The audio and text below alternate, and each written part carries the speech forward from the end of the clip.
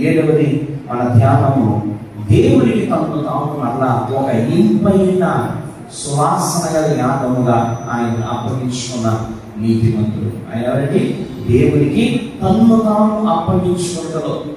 మనం లోకంలో ఎన్నో చేస్తుంటాం, దేవుని కొరకు బ్రతుకుతుంటాం. At the end of the life మరలా అదే నీతితో మనం మన జీవితాన్ని దేవునికి అప్పచెప్పుకోవాలి. దేవుని కొరకు జీవించి, దేవుని కొరకు బ్రతికి, దేవుని కొరకు మన విశ్వాసాలు విడిచి, దేవుని విలువను పొందుకునే గడియ వరకు కూడా మరలా దేవునికి మన ప్రాణమును అప్పచెప్పుకునే వరకు కూడా మనం ఎలా ఉండాలండి? నీతిమంతులుగానే ఉండాలి. ఎప్పుడైతే యేసుక్రీస్తు తండ్రి నీ చేతికి నా ఆత్మను అప్పగించుకొనుచున్నాను అని ఆయన బిగ్గరగా కేకవేసి ఉన్నారు. మత్తయి సువార్త 27:50-52 వరకు ఉండాలి.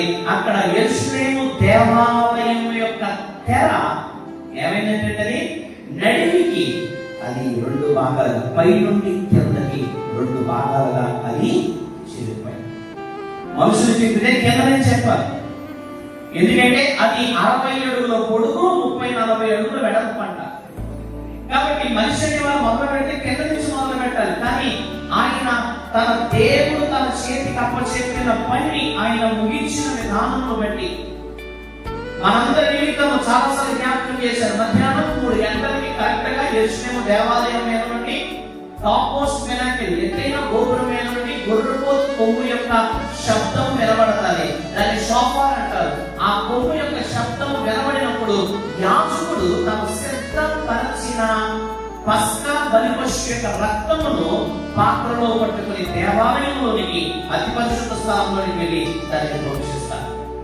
ఆ రోజు ఆ యాజకుని కంటే ముందుగా మన ప్రధాన యాజకుడైన యేసుక్రీస్తు వారు దినవృత్తాంతములు 2వ గ్రంథం 3వ అధ్యాయం 4-14 ఉంటారు. దినవృత్తాంతములు 2:3-14 యెరూషలేము దేవాలయం యొక్క కర్టెన్, హోలీ ఆఫ్ హోలీస్, అతి పరిశుద్ధ స్థలంలో ఉండే ఆ యొక్క కర్టెన్, ఆ యొక్క తెర యొక్క రంగు ఏంటంటే అది నీలి నూలుతోనూ, ఓదా నూలుతోనూ, ఎర్ర నూలుతోనూ అది చక్కగా ఏడుగు బొమ్మలతో చెక్కబడిన ఒక మనిషి అరచేయ అంతటి దవసర కలిగిన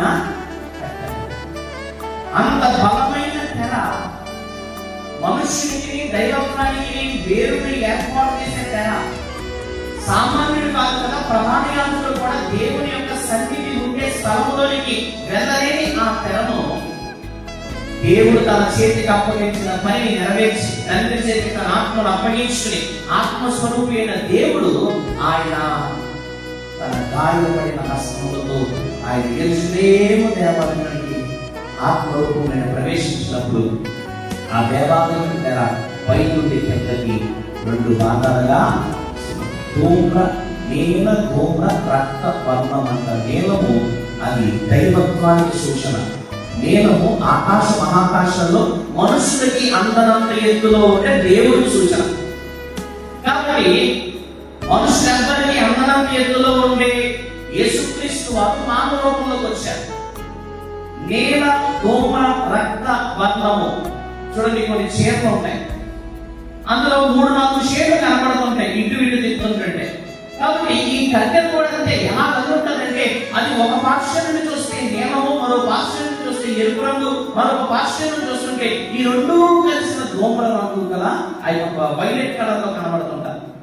కాబట్టి యేసుక్రీస్తు మన నిమిత్తము ఆయన కలువరి శిలువలో నలిగి వేలాడి మన పాపము నిమిత్తమే రక్తమును ప్రోక్షించి సర్వమానవాన్ని రక్షించినప్పుడు మనుషుల పాపం తుడిచివేయబడింది. దైవత్వం యొక్క శక్తి మానవులకు రావాలి, మానవులు దేవుని యొక్కకి వెళ్ళాలి. కాబట్టి నీలము దేవుని యొక్క దైవత్వానికి సూచన అయితే, అందులో రక్తవర్ణము అది బలివాహనములకు, అది మనుషు ఎర్త్లీ అంటే భూ సంబంధమైన మనిషికి సాదృశ్యంగా ఉంది. అలాగే ఆ మనిషి అర్పించుకోవలసిన రక్తములకు సాదృశ్యముగా ఉంది. ఆ మనిషి భూ సంబంధమైన మనిషి తమ తప్పిదముల నిమిత్తము అర్పింపబడవలసిన రక్తము ద్వారా దేవుని ఎదుట నిలవబడడానికి షీల్డ్కి అది సాదృశ్యంగా ఉంటే, నీలము రాజరికములకు సాదృశ్యం. రాజరికం అంటే రాజు, జయకరమైన వాడు, విక్టోరియస్. పోయిన సంవత్సరం మనం ధ్యానం చేసాం. వికారియస్ విక్టోరియస్ అని. కాబట్టి ఆయన ఆ విక్టోరియస్ యేసుక్రీస్తు వారు దావీదు వంశమున మెస్సియగా ఆయన విజయ కేతనము సిలువలో ఎగరవేసి ఆ రాజరికపు శక్తి చేత యెరూషలేము దేవాలయంలోనికి ఆయన అడుగు పెట్టినప్పుడు, మన పక్షమైన అడుగు పెట్టినప్పుడు పరిశుద్ధ స్థలము, అతి పరిశుద్ధ స్థలము నడిమిన కలిగిన ఆ యొక్క తెర రెండుగా చీలిపోయింది. యేసుక్రీస్తు దేవునికి మనకి మధ్యనున్న తెరను అడ్డు తొలగించారు. ఆ తెరను తొలగించి ఇకపై క్రీస్తు నామమున మనమందరము పరలోక రాజ్యమునకు వెళ్ళడానికి the veil was removed and the veil was transformed. తెర తొలగించబడి ఉన్నది, తెర రూపాంతరము చెందింది. అరచేయంత మందము కలిగిన తెరలోంచి మనిషి వెళ్ళలేకపోతున్నప్పుడు దేవుడు తానే ఒక తెరగా మారి తండ్రి యొద్దకు వచ్చుటకు కదా, తండ్రి యొద్దకు వెళ్ళడానికి యేసుక్రీస్తు తప్ప మరి ఏ మార్గంలో లేదు. అందుకే నేనే మార్గము సత్యము జీవమని యూదులకు 100 సార్లు చెప్పిన వారు అంగీకరించలేదు. పరలోక రాజ్యమునకు మార్గమైనే, నిత్య జీవానికి మార్గమైనే, రక్షణకు మార్గమైనే ఈ రోజు మనం సులువుగా వెళ్ళగలిగిన రూపాంతరపు తెరగా యేసుక్రీస్తు వారు మన కొరకు ఆయన ఎదురు చూస్తున్నారు. ఈ తెర నిలిచి ఉన్నది, ఇంకను ఈ తెర నిలిచి ఉన్నది. కానీ ఈ తెర మన ఎదుట నిలవబడడం వేరు, మనము తెరలో ఉండిపోవడం వేరు. కొరింథీయులకు రాసిన 2వ పత్రిక 4వ అధ్యాయం 4వ వచనంలో ఆ మాట నేను చెప్పి ముగిస్తాను. దేవుని స్వరూపైన క్రీస్తు మహిమను కనపరచు సువార్త ప్రకాశం వారికి ప్రకాశింపకుండా నిమిత్తము తెరలన్నీ దేవుడు తొలగించుకుని వెళ్ళిపోయాడు. ఈ యుగ సంబంధమైన దేవత అవిశ్వాసులైన వారి మనోనేత్రములకు గుడ్డితనము కలుగజేశాడు. కాబట్టి ఇంకా తెర లేదు, కానీ మనం కళ్ళు మూసుకుంటే తెర వేసినట్టే. The veil was removed, the veil was transformed.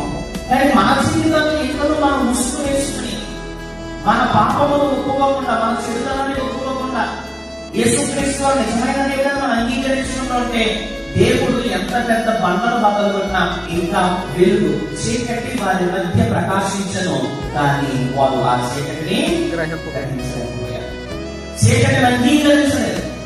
ఈ రోజు మనమందరం కూడా దేవుని మందిరంలో ఉన్నాం. నిజముగా వెలుగులో నడుస్తున్నామా? కలువరి మీద యేసుక్రీస్తు వారిని జ్ఞాపకం చేసుకున్నాం. ఆ కలువరి దాటి పాపపు జీవితాన్ని దాటి మరణ పునరుద్ధాన అనుభవానికి మనం వచ్చేసామా? లేదా అది still struck between the cross and the rock? ఇంకా మనం సిలువ అలాగే క్రీస్తు సమాధి చేసిన రాయి, ఈ రెండింటి మధ్యనే మన జీవితాలు ఉండిపోయాయి. సిలువ అది ముగింపు కాదు, అది ఒక మైలురాయి అంతే. సిలువ ఏంటంటే ముగింపు కాదు, ఒక మైలురాయి. మనం ముస్లింలతో ఆగిపోతే ప్రయోజనం లేదు, సిలువ దగ్గర మనం ఉండిపోతే ప్రయోజనం లేదు. క్రీస్తుతో పాటు సిలువను దాటి ముందుకు వెళ్తే అతి పరిశుద్ధ స్థానం ఉన్న దేవుడిని మనం చేరుకోగలం. క్రీస్తు రక్తము చేత ప్రోక్షింపబడి క్రీస్తు ద్వారా మన ప్రయాణం ఎక్కడ దాకా వెళ్ళిపోనంటే అతి పరిశుద్ధ స్థలం నుండి పరిశుద్ధ స్థలం నుండి అతి పరిశుద్ధ స్థలానికి ఎర్రలు భూమికి సాదృశ్యం. ఈ భూమి నుండి మనం పరలోకంలోనికి, ఈ మానవ జీవితంలోనికి, ఆ మహిమా శరీరమును ధరించిన జీవితానికి మనం ప్రయాణం